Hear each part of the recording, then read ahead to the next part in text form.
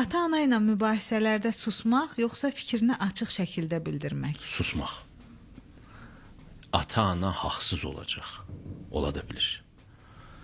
Bütün dünyadaki haqsız adamlar da valideyn olurlar sonuçta. Amma o sənin ən böyük imtihanındır.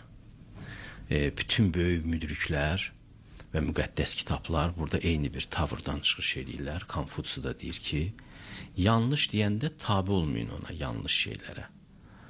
Gülümsüyün, amma sözlə cavab verməyin. Doğru olanı eləyin, amma sözlə cavab verməyin. Yaralamayın olan qəlblərini. Sayğınızı və hörmətinizi daha da artırın elə bir məqamda. Amma sözlərlə yaralamayın, doğru hərəkətlər eləyin. Yanlış bir şey deyərlərsə onu eləməyin. Amma sözlərdə sayğını gözləyin. Bu ən yaxşısıdır. Çünki bilirsiniz, biz bəzi şeyləri anlamırıq. Bu müqəddəslik və bu müdrik həqiqətlər ki, şərq fəlsəfəsində var. Bunlar ayılmış insanın gördükləridir. Yuxuda olan insanın yox.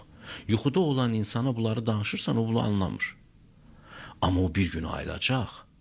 Uluya bilər canavar kimi ayılanda ki, mən nə qədər axmaq olmuşam. Ona görə Allah böyük mərhəmətlə indidən deyir ki, valideynlər yanlış olsa belə ağlınız olsun, ona uf deməyin. Bu həyatınızın çiçəklənməsi üçün də çox önəmlidir ki, valideynlərlə münasibəti doğru çərçivədə saxlayın.